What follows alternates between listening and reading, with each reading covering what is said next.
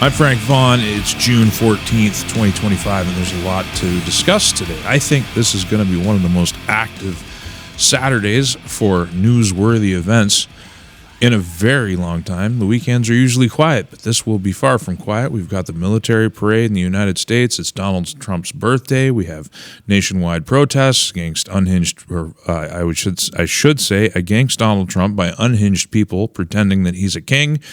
We've got the war developing in the Middle East. Bilderberg is going on. We're going to discuss that. But I want to start with how the world has changed since the 1990s. I was alive in the 1990s, though I was young, and in the early aughties. And I remember a time when there were bombings in Israel almost every single day before they built the separation wall between them and Gaza and the West Bank. People would come in with bombs strapped to them. They'd blow up and see how many civilians they could take out in their quest for martyrdom. But I remember how international events and even the rumor of war would trigger the markets into a meltdown. The markets used to be ultra responsive, and these days things have changed. And this started in the post 9/11 world. Whatever happened there? Whatever happened there? Whatever happened there? I'll tell you what happened. This piece of shit fooled me. We can't get fooled again. Over the last 20, 25 years, the complacency bias that I was talking about in yesterday's video has infected global markets as well. Far from being responsive to new geopolitically shattering events, the markets shrug them off. They're getting normalized. We're getting desensitized, and we are tending towards thinking that the world can't come off the rails anymore. This notion that we are post-historical, that we are at the end of history, even though we're living in historic times right now, has so permeated things as to become a heuristic. It's like the consistency of breathing, and yet you almost never think about the fact that you're breathing every day of your life. It's just complacent. We have the war in Ukraine, which is raging. The Russians are advancing. They have gained control of 3 new villages, and they are moving east as we speak. We have continuing unrest in Syria, this whole region.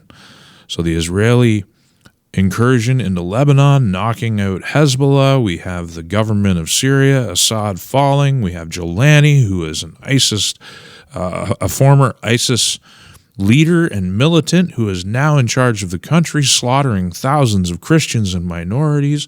The Israelis are still ensconced in a southern portion, occupying it. I dare say they're probably going to move further into and even occupy Damascus eventually. That's what I think is going to happen. That's just my assumption. You have what we seen yesterday, in fact, with the activists who flew into Cairo, these Palestinian activists who thought they were going to be given the hero's welcome and instead got savagely beaten by the Egyptian crowds because the Egyptians don't like the Palestinians. You want to talk about a border wall? You should see the border wall. Go look it up. Take a minute, go look it up on Google. I'm not going to do it for you. Go do it yourself. The Egyptian-Palestine border. You want to talk about a merciless border wall. There's Iraq, which has what I would call a news blackout of the continuing problems that Iraq has had ever since 2003.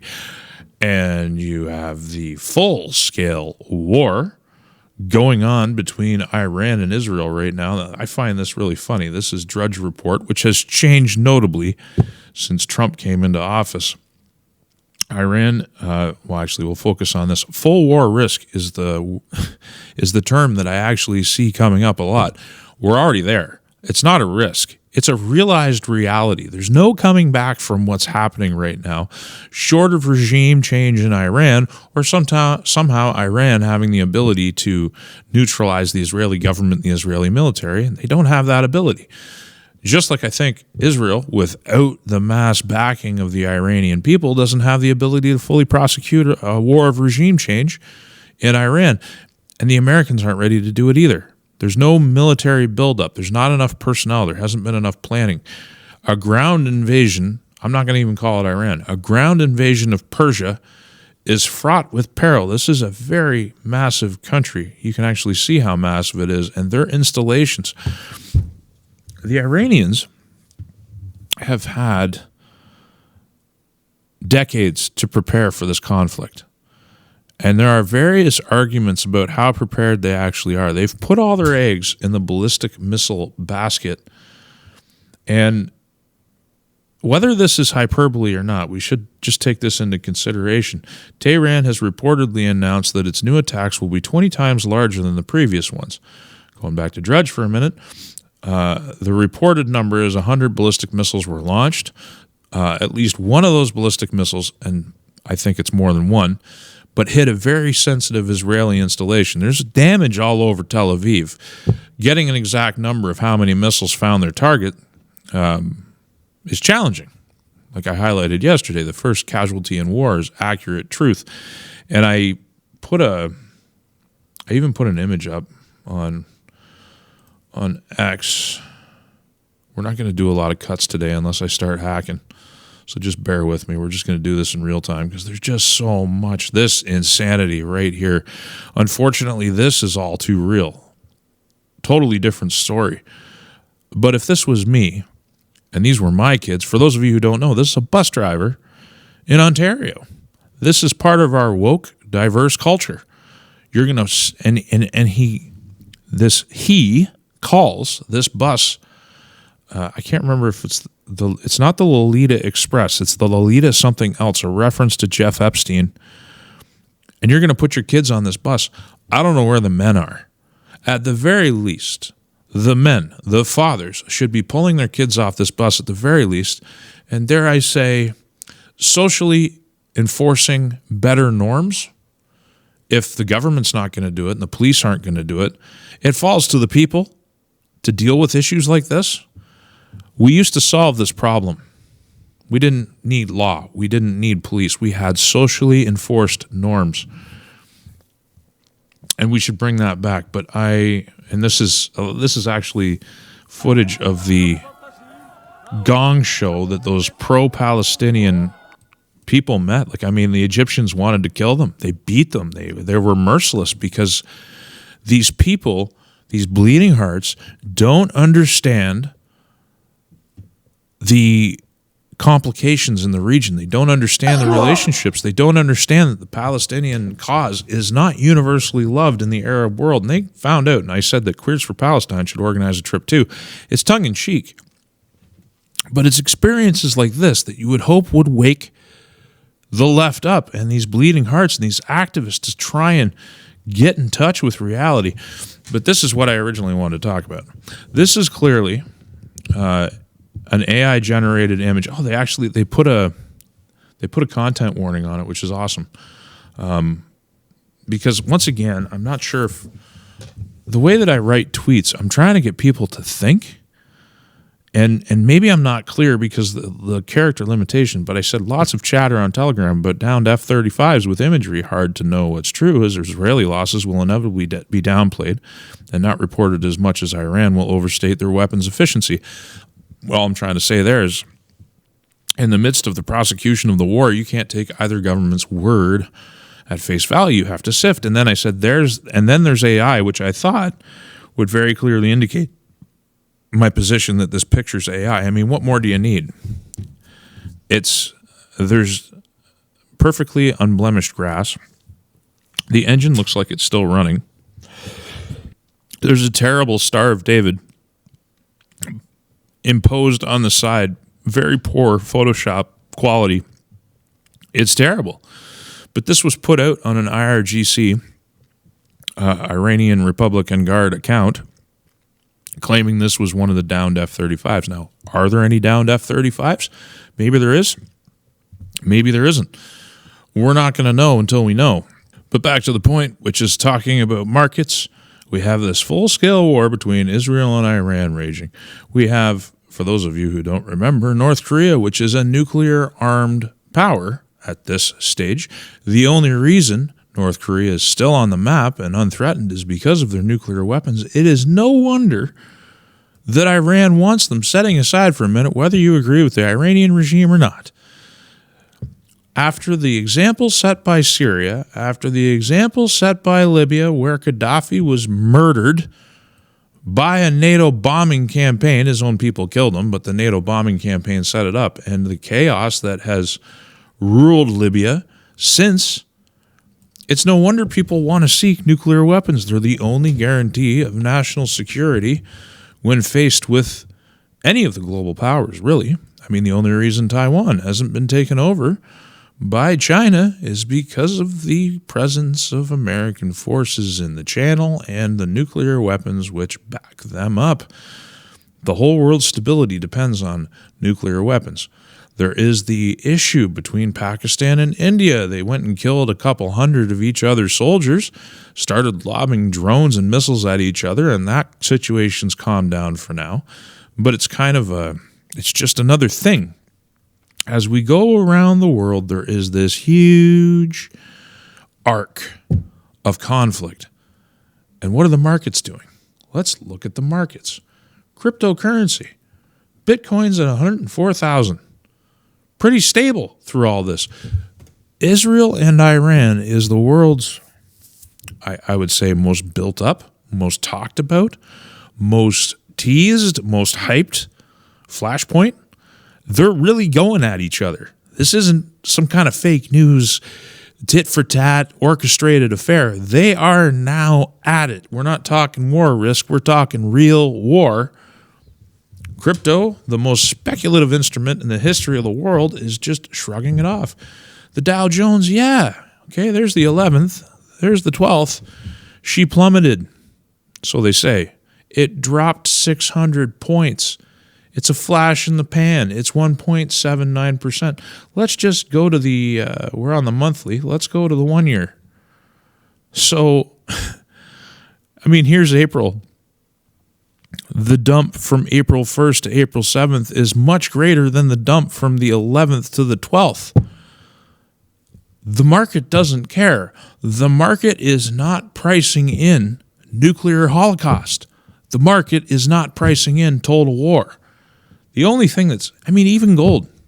Looking at the gold price, $64 Canadian, it's going up. Silver's down 3 cents. This is not as responsive as it would have been in the 1990s. It just seems to me that everybody, other than elements within the Russian Federation as well as elements within the U.S. government, aren't weighing the gravity of the situation the world is in. Maybe it's just too much for people to comprehend. Maybe it's too much for them to take in. But I find it incredibly shocking that money itself is not taking it seriously. And I tend to think that it's because the idea of nuclear escalation, the idea of things getting out of control is so unimaginable, even to big money traders, that they just aren't pricing it in. Because if it happens, no one can predict what's going to happen. So why bother even thinking about it? Like I said yesterday, it won't matter how much money you have. It'll matter how much food you have, how much seed you have, and how far away from the cities you are. But so back to this just for a sec. Tehran has reportedly announced that its new attacks will be 20 times larger than the previous one. Iran is preparing to launch some 2,000 missiles at Israel in upcoming strikes. Now keep in mind, if they sent 100 ballistic missiles and 7 of them landed, which seems to be a conservative number in my mind out of yesterday, then that means Israel's defenses combined with the U.S. defenses are penetrable. 2,000 missiles would overwhelm them. Now, does Iran have 2,000 missiles? I don't know the answer to that, and nobody does. Maybe U.S. intelligence, maybe Mossad, but that's not you and I. As we make this video and as you watch this video, we don't know. Iran could be posturing here. Maybe they're on the ropes already, and so they're posturing, hoping to bring some kind of an end. Meanwhile, Israel is claiming air superiority over Tehran and saying they'll burn the whole city down, which, if the Israeli plan is to have the Iranian people rise up, because there is a significant portion of the Iranian population. You got to remember, we tend to think of Iran in terms of Arabs. These are Persians. They're a very different people. The civilization, Persian civilization, which has stood the test of time, still lies latent underneath the Ayatollahs. The Persia of the Shahs. It's still there. It doesn't like the Ayatollahs. Now, if the Israeli plan is to have that part of the population rise up and deal with the government, well, they got to be very careful about civilian casualties. The more Israel bombs Iran, the less inclined the people themselves might be to actually rise up. So I'm not sure that saying Tehran will burn is such a great message to be saying at this stage of the war, but I digress. If Iran can actually fire 2,000 missiles, which I do have reason to doubt, if they did do it, even a fraction of that, half of that number, it would cause significant damage to Israel. And the reason we know this is that IDF headquarters suffers significant damage, is the headline there. They managed to nail it. And experts are saying Israel hasn't destroyed Iran's nuke sites. They destroyed some surface buildings, but they certainly haven't got the deep underground stuff. I think that this could go on a lot longer than people think. Another headline that would have wrecked global markets in the past is closure of Strait of Hormuz under consideration. If that happens, that's a huge disruption in the global oil supply. Even the rumor of that would have had serious consequences on the market 20 years ago. Today, the market just continues to shrug. Again, my thesis is it's because the consequences are too big to comprehend. So we're all just going forward in time as though it's the status quo when it is anything but the status quo. Now, I just want to talk about Bilderberg. Let's hit that. Because Canada is very well represented. We have Francois Philippe Champagne, Minister of Finance and National Revenue, in attendance. We have, wherever she is, we have Chrystia Freeland in attendance. There are some other Canadians there, but I want to restrict my point, and for the sake of time, that the Canadian government is well represented at this meeting, that the people who voted for the Liberal Party as the champions of the middle class, which I can't even understand how they have any credibility of that after spending so long destroying it, but there's a whole cohort of the Canadian population that just does not understand reality. They're not awake.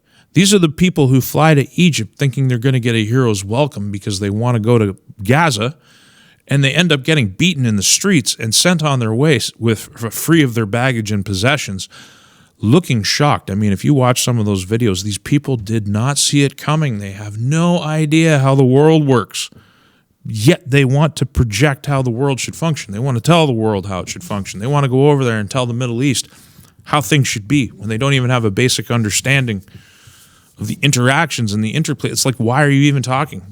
Why are you people even talking? Talk less. Read some books. Read some articles. Actually understand things. Anyway. And it's not to say that the American administration of Donald Trump is not represented. This is his senior director for strategic planning at the National Security Council. There's plenty of Americans there too. To be completely honest, I don't have a full read on the Trump administration.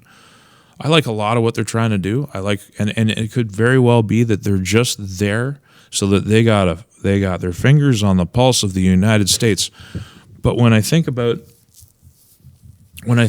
how Mark Carney's rhetoric does not match his actions vis-a-vis the United States, this trade deal, which we haven't even gotten into yet, it's on my agenda to talk about what's coming and how much Carney is about to give away. He talks about the fact that the era of intense integration with the United States is over. It's not a fact. I shouldn't even say that. He has that talking point. And then you look at what they're going to give away to the United States. It's basically our mineral wealth and our future is going to be handed to America via Mark Carney and these people who are in attendance at Bilderberg to their advantage. Like you couldn't have voted for worse people in terms of the middle class and the lower classes. They're going to gut this country and sell it out, not just to the Americans, but to the Chinese and the Europeans, to anybody who can bid up their respective pocketbooks. It's disgusting. And this is Bilderberg has just flown under the radar because we have the protests, we have the war, we have so much happening in the world that it's almost too much for people to pay attention to. There's just a couple other things I want to highlight before my voice gives out. And today is going to be so interesting. I want to get out of your way. You have a chance to watch this and then watch events unfold in the United States, hopefully from the comfort of your home, not in attendance of any of these events, because I think that's the best place to view things from. The Russian Foreign Ministry's responses to the attack on Iran and government officials. Sometimes there's mouthpieces like Georgy Boft. He's a pro-Kremlin commentator, often a good mouthpiece of where the Kremlin actually is.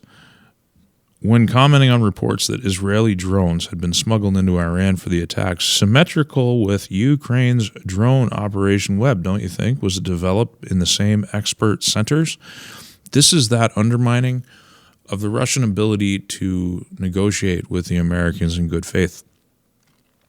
If the Trump administration was willing to openly and actively deceive Iran about what it knew about Israel's plans in order to keep the Iranian guard down, would they do the same, say, in helping Ukraine plan the strikes on Russia's strategic fleet?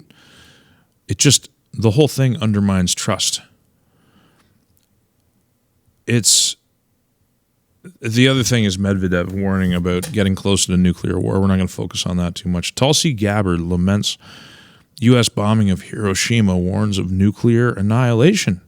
Gabbard, the U.S. Director of National Intelligence, released a video about Hiroshima on her personal social media yesterday, and here's the text that accompanied it. I recently visited Hiroshima and stood at the epicenter of a city scarred by the unimaginable horror caused by a single nuclear bomb dropped in 1945.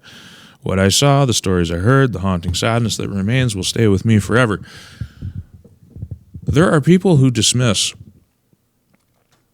a couple different ways. They dismiss the threat of nuclear war as it's too unimaginable, no one will ever do it. The entire point of nuclear weaponry is that it will be used. The fact that North Korea has nuclear bombs and has thus guaranteed the stability of their regime is why people seek them out in the first place, because they work. They are the ultimate deterrent. But in order to be a successful deterrent, there has to be a point at which their use becomes reasonable from a certain point of view. There are those who believe that nuclear bombs and nuclear weaponry are just fake news. They don't actually work. The physics are impossible. I love armchair physicists who pretend that reality doesn't exist. Nuclear bombs work. There's been a lot of money and time spent on their development. And the proof that they work is in the period of relative stability that we all live in, this bubble, since the Second World War, where total war is unfightable because it's unwinnable. We're navigating brand new waters for humanity. We've never been here before. We usually resort to bloodshed quite often. Every generation, sometimes for entire generations, sometimes for hundreds of years. And we can't do it this time because they exist. But once again, I'm just using this to highlight how certain individuals seem to get it, but the vast majority aren't grasping how one nuclear detonation anywhere on the planet changes the metric forever. That any of these conflicts and that arc of war that I showed at the beginning of the video, any of these could spiral out of control. No one's pricing it in. Nobody's taking it seriously. And personally, I don't understand why. Because it should be your primary consideration right now. Either way, let's see what happens today. If it's really eventful, you'll probably hear from me again. Otherwise, you'll see me again tomorrow. And I'm going to be a mute other than coughing for the rest of the day. I do want to say thanks to everybody again. You make the channel what it is. your time watching the videos, sharing the videos, liking the videos, doing all the things that you do, and supporting it via the website when you donate. I appreciate all of you immensely because you give it value through all of your individual actions. And the other thing is your concern over this bronchitis or pneumonia. It's one or the other. It's bronchitis or pneumonia. Both descriptions don't quite nail what's going on with me. But it's those things. And the advice, practical advice that I've been given, that I've been using, I actually am actively using some of the advice that I've been given over the course of the weekend. I'm going to reassess Monday whether or not I need a doctor or not. But the concern and the thoughtfulness, even last night, I sent a text message to Clyde Do Something, and he had me call in. You know, I said to him, he invited me in, and I said, I'm not going to get on camera. He's like, well, call in because the chat's looking for you. And so I did, and it's just so many people who are concerned for my well-being, and I'm okay, guys. I'm all right. If I was in serious, serious danger, you better believe my wife would intervene and get something done about it. The biggest problem I face right now is that my dad voice is gone. So I can't just haul out the dad voice and solve problems with the kids. I have to be very diplomatic and I have to be very quiet. And I've had to, what do you call that? Capture the element of the silent impending storm, like the threat of the storm without the storm. And of course, when I'm making videos, I can't just talk normally. I can't quite get the stream of consciousness going that I would normally be able to get going because I'm not at my full capacity. Anyway, I appreciate all of you. I'll see you in the next one.